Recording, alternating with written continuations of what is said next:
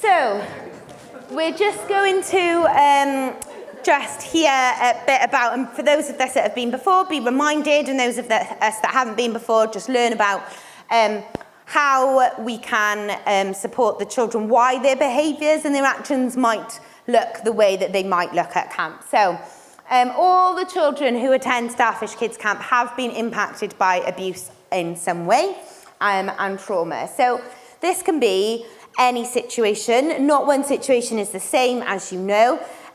Some of our children have been through, I hate to levels of abuse, but some of our children have been through really high-end things where there's been lots and lots going on, you know, domestic abuse, parents using drugs and alcohol, they've been physically assaulted, those kind of things. And then some of our children haven't been exposed to the same situations, but have been exposed to traumatic experiences. So it's important, first of all, is to look at each child as they are, as who they are, as an individual. And, you know, in your pods, just because one child responds one way, doesn't mean the other child will respond the same way. So yes, definitely think of them as individuals. So I'm just going to share some backgrounds of some of our campers. These are real backgrounds of our campers. So birth mum unfortunately took her own life. She died of suicide, and then the children went to live with Dad, but he was unable to keep them safe and they experienced neglect in his care. So for another group of our children, their home was really like unkept and looked after. It was dirty, unclean, and didn't have what they needed. Unfortunately, it got so bad, and as social workers, you go into, you know, horrendous home conditions every day, but this was so bad that that social workers weren't able to stomach being in there. And if adults are unable to stomach being in there, obviously it's not fair for the children to be in there, it's not safe for them. And also, birth mum had lots and lots of struggles with her mental health. So we don't know how that looked at home, but obviously it was a struggle enough for her not to be able to look after the house. She was unable to look after the children, and then that resulted, unfortunately, in them playing unsupervised quite a lot, and one of them did get hit by a car, very little, and it was very severe. So, yes, that was when, you know, because she wasn't watching them and keeping them safe. And then that child that was hit by a car went to live with a foster carer, and for, you know, unfortunately that foster carer also died. So it's loss after loss after loss, because obviously, even though the birth parents are unable to keep the children safe, the children still love them as their parents, so it is still a loss when they are moved. Lots of, quite a few of our campers have been exposed to unsafe adults using drugs, alcohol, and obviously, you know, we all know that when people use drugs and alcohol, it affects how people present, which then results in the children having, inconsistent parenting, inconsistent adults around them. You know, one day, mum is, you know, mum of the year and is great, and then the next day, then she's led on the sofa and she's unable to give them what they need. And that in itself, again, is difficult because, you know, they don't know what day is going to be okay, so they're on edge. So we're going to look at, not everyone understands what love means. We talk about love not being enough. Most birth families love their kids. And I think we in this room will think, how can they love them if they put them through all of that? But a lot of people don't know what love means. A lot of adults don't know what love means. I truly believe they love their children and their children love their parents. And that is in that context where we would say love alone is not enough. And we look at this wall, and this is a really easy way to explain it to children as well, is that, you know, we need health, community, love, safety. You know, we need like our language, our cognitive, everything that we need. So explaining that to a child, you know, you need food, you need water, you need a safe bed to sleep in. You do need love, and looking at it as a wall. And if you move the one block, the whole wall could fall down. So love being there on its own isn't enough. And that's quite an easy way to explain to a young person if they're saying, oh, this happened, why can I not live with my family anymore?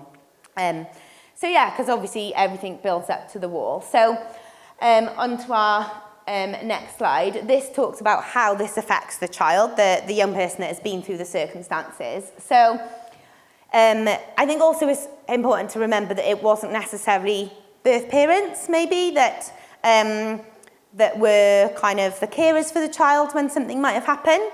But obviously, so the primary carer's behaviour towards the child happens. It affects our inner working model. I'll talk a little bit more about that in detail in a second.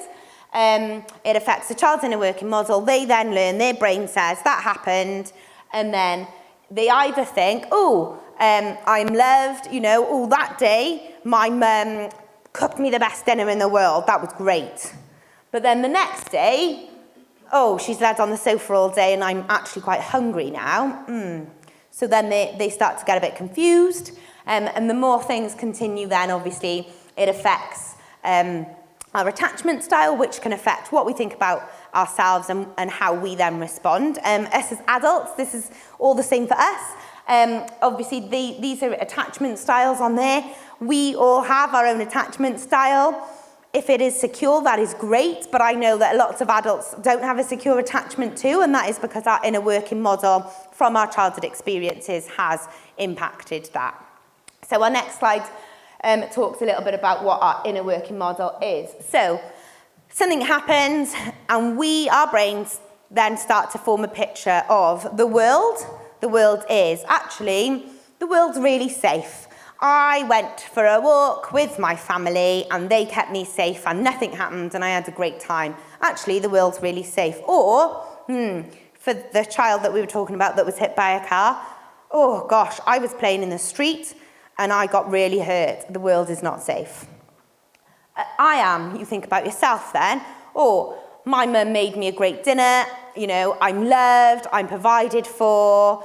Or she didn't make me a dinner and I'm hungry. Am I worth food? You know, am I safe? Is there something I need? And then others are, you know, they like the example I used about going to the park and being safe. Others are safe, others are good, others are helpful, others are protective, others have got me covered. Or others aren't safe. Nobody kept me safe, you know, nobody cooked me a dinner. Others are unpredictable because yesterday they did, today they didn't. So maybe I don't really know what others are going to be like. Maybe they're going to be fine, maybe they're not. Oh, maybe I need to try it out. And these are the things that our inner working model says about ourselves. So the body remembers. We talk about the body keeping the score. It remembers. And again, as adults, sometimes you might smell a smell or feel a feeling or hear a noise, a song that makes you feel something. You might in that moment not recognise, oh, that is why I feel that way. You know, you might smell a smell. I don't know, for lots of people, they love the smell of like a cooked breakfast. Oh, that's a great smell. That makes me feel really comforted. You know, that's from a great memory when we used to have cooked breakfast together. Or it can go the opposite direction. Oh, I don't feel safe. What's going on? I feel a little bit panicky. Well, maybe you might not have even realised you've smelt a certain smell, or like somebody said something, or you're in a situation.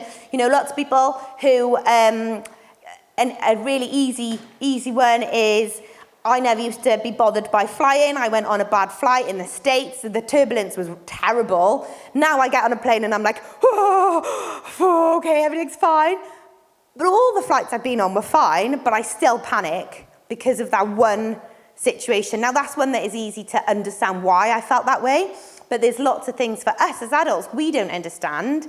So if we can't expect children to recognise what they're feeling in those moments, sometimes they can, but a lot of the time they can't. So sensory triggers, lived experiences, feelings, and we talked about grief and loss. If a child has said, do you know what, everyone comes and leaves, some young people, some children are like, oh well, everyone's going to leave me anyway. Yeah, you can do what you want, everyone's going to leave me anyway. Yeah, I'll have dinner off you, Yeah, you can, I don't know, help me fix my coat, because you're going to leave me anyway. Some children, I'll go, oh, everyone leaves me anyway, so I'm not going to let you do anything for me. I'm not going to get close to you. I can do it myself. I've had to do it myself this long. I can do it myself. Does that make sense? Is everyone, yeah? Sorry, I was going to say, how do you ensure that when camp ends? You can't say, oh, I'm always going to be there. Yeah, absolutely. Yes, so that's right. So what Nia was saying was, you know, we can't say we are always going to be there, but what we can say is that we believe in a God that is always with us, and that we will remember them and we will think of them. Obviously, don't lie. Like, if actually you don't think you will, don't say it, but you will. You will remember them. But yeah, it's important that they know it's coming to an end, because they know they're only coming for a week anyway. They know they're going back somewhere. And some situations they're going back to, they're quite secure. They're like, yes, I'm going back to my foster carer and I'm happy and safe there. Or some, you know, aren't sure where they're going back to. We've had children, unfortunately, who have been to camp and never went back to their families again after camp, which is interesting, really, because they still like to come to camp. And, you know, you'd think they wouldn't, but they actually see camp as their safe space. And then, as you know, as Anna was saying earlier, they were saying, oh, I went to this other person because this person who was looking after me needed a break. It could be very unsettled as well. So yes, it's important not to promise them anything. That was good, thank you, Nia. So our upstairs and downstairs brains, we've talked about this before in the training, but it's just really helpful to remember. So with our inner working model, with the children's inner working model, our upstairs and our downstairs brain. So obviously when we're in our upstairs brain, we can think before we act. So like imagine a scale, and then when we're in our thinking brain, we can think before we act. Great, the children can think about it. I'm safe in that moment, I can think about it. Actually, it's absolutely fine to come into the dining hall because I've been in here all week and it was fine and I really like the food and I'm sat next to Jack and it's all fine. Or if they're in the downstairs brain, oh, I know I've been in here all week, but when I was in here the other day, I didn't like the food and I don't like the smell on that dinner and I don't like the plate and they're like, oh, I can't. Does that make sense? So when they're in the downstairs brain, obviously there's no point in saying, oh, everything's fine, just get in here. It's not going to help because they're unable to get into their thinking brain. So when we are responding, you know, it could be going back to the sensory cues, it could be the smells, it could be the texture, it could be a memory. It's really tricky to like regulate, like as in say, right, we're going to do this now when you're in your downstairs brain. But it's just about that's when we start to do the regulating and the breathing, which we'll talk more about in the other training about practical ways. Okay, so, right, oh, that's helpful. So, how does this look? How can this look for the children? Strong dislike for food, textures, touch, overlay, tactile, sucking, biting, hang on, keep going, all sorts of things. Can't even see it, but there's lots of words on the screen. Separation, trigger, anxiety, aggression, that's fine. Yeah, oh, and it's moving around, and it's moving around. No, keep moving it. Keep moving it. Go the other way, now you've ruined it. Back and forth, back and forth. What? Chewing, oh my gosh, now I'm in distress and anger, I'm going to kick off, I'm going to get up that tree, I'm going to control the situation. You can't play with my toys, I'm going to play with them. You can't, I need you over here. I need some help, but I'm not going to ask you for help. No, I won't do my shoes up. You're going to do my shoes up. Nope, just kidding, you can't. I'm actually not going to put them on. Whew. How do you feel? How do you feel? How do you feel? Yeah. Now the other side. And again. When the slides came up, Sammy went, whew, looking at all the words on the slides. So we feel exhausted and overwhelmed just by reading it on a screen. Imagine you feel that. So for the children, they might be feeling all of those things at once. Some of those things, none of those things. You might be feeling them too. And we feel exhausted just by hearing and thinking about it, let alone feeling it. So, what will we do? Oh. We'll breathe. I think, you know, Thinking about breathing is really important. God put breath in our lungs, like he knew what he was doing. So we're going to ask for help. Oh look, there's our picture of our support staff team from last year at them. We're going to ask for help. Actually, in that moment, I might say, oh, Sammy, I wonder if you could stay with me a minute. Sammy goes, oh, Hannah's struggling. But, the child's gone, oh, now there's somebody else in the situation. So you're going to ask for help. So be mindful. If somebody's asking you for help, it might not sound like help. If a child is asking you for help, it might not sound like help. It might look like all those things. And we're going to breathe. We need to breathe.